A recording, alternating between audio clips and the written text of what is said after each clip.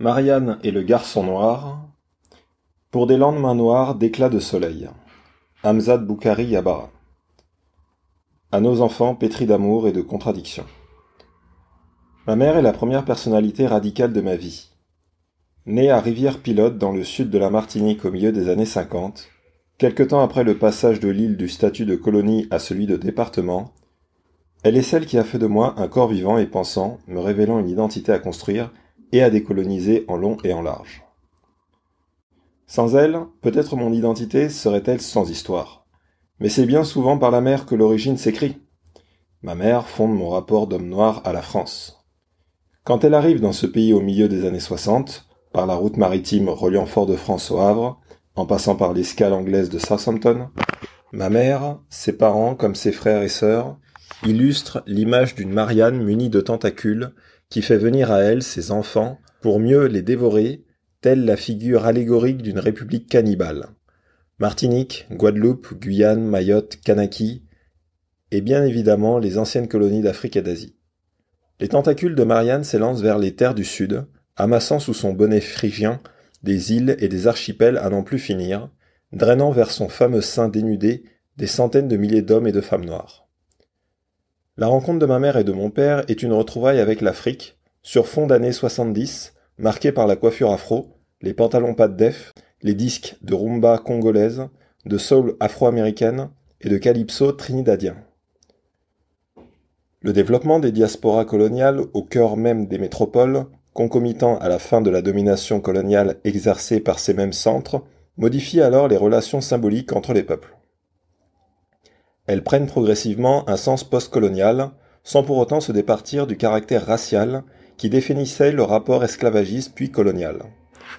Nos parents, dans les années 70 en France, incarnent aussi une histoire des flux migratoires, terme pudique qui englobe derrière des lignes statistiques, des registres de police et des fiches d'état civil, toutes sortes de transferts de population et d'exil pour gagner sa vie. Dans le Docker noir, l'écrivain et réalisateur sénégalais Sambène Ousmane évoquait déjà ces hommes qui, sur le port de Marseille, montraient comment la vente de leur force de travail s'inscrivait dans un processus d'émigration.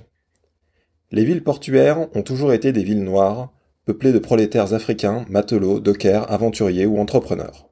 Nantes, Bordeaux, Marseille, La Rochelle, Saint-Malo, des villes où la présence du corps noir est aussi visible sur les frontispices des bâtiments majestueux érigés sur les quais de ces différentes villes. Derrière les murs, des maisons ou même dans le dedans des murs, ce sont des briques de corps noirs qui constituent cette richesse immobilière. Des briques aussi serrées que les corps noirs encastrés comme des cuillères dans les cales d'un bateau négrier. Les problèmes de logement sont également une découverte quand on arrive en France. Il semble ainsi plus difficile de se loger dans un pays riche et développé que dans bien d'autres pays qui ne le sont pas.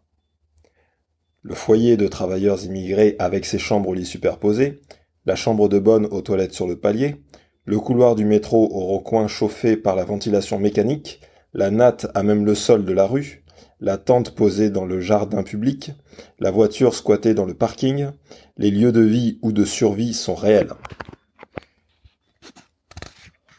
Il me revient le souvenir d'une période de ma vie, dans un hôtel Formule 1 de la région parisienne, une certaine promiscuité passagère que la vie en France marque d'une trace indélébile.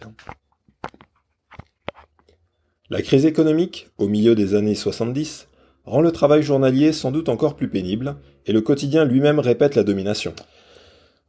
L'intégration par le travail ne protège pas des difficultés, et le racisme fait partie des problématiques liées à ce domaine, dans des univers tantôt monochromes pour la France des travailleurs du premier métro, tantôt multiculturels pour les condamnés à l'heure de pointe. Certes, l'époque de la plantation est terminée. Mais il semble qu'il y ait encore des métiers dans le système actuel vers lesquels les hommes noirs sont orientés de manière non naturelle. Est-il plus difficile, quand on est un homme noir en France, de dire que l'on refuse d'exercer plus tard le métier de son père, quand le travail de ce dernier est historiquement et sociologiquement ingrat ? A-t-on envie de travailler pour un système déshumanisant ou raciste, et peut-on travailler sans renforcer un système de domination ? Peut-on être le nègre de service ? L'histoire de nombreux Noirs en France est celle d'une admission par le biais du contrôle des flux migratoires, mais aussi d'une désertion ou d'une rémigration salutaire. La vie de mes parents se voit marquée par la naissance d'une fille, ma sœur aînée Aïssa, puis par leur installation au début des années 80 dans un pays africain ayant opté pour l'aventure marxiste-léniniste, la République populaire du Bénin. La naissance y est heureuse. Un matin de la mi-juillet, au cours d'une année où la France se découvre rose du socialisme et de ses épines. L'enfance y est joyeuse et riche de souvenirs. Je ne sais pas réellement à partir de quand mon esprit a dissocié les blancs des noirs. Mais c'est probablement de là que naît la conscience historique.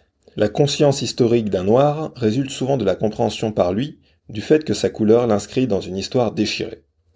Naître dans un pays africain où être noir est la norme explique sans doute la différence de perception de soi comparativement à ceux qui sont nés en France et n'ont jamais vécu en Afrique. Je suis incapable de me vivre dans le complexe, dans le désir de reconnaissance ou dans la convoitise, ni supériorité ni infériorité. Je suis noir en toute normalité, même si aux yeux de nombreux enfants des rues de Cotonou, je pensais passer pour un blanc du fait des origines métisses de ma mère. En fait, beaucoup de personnes noires peuvent passer pour blanches, sur le plan social, ou phénotypique, mais l'inverse semble moins évident. Dans mon enfance, les blancs et les noirs existaient sans aucune personnalité crispante. De manière indistincte, sans histoire, leur couleur vivait simplement, et le noir restait une norme invariable. Quand on est noir, on ne change pas autant de couleur que quand on est blanc. On ne rougit pas, on reste noir, et la norme était bien pour moi la couleur noire. La différence ne se fait pas avant que la curiosité n'advienne. Pourquoi nos peaux sont-elles variées de la même couleur, mais pas tout à fait ?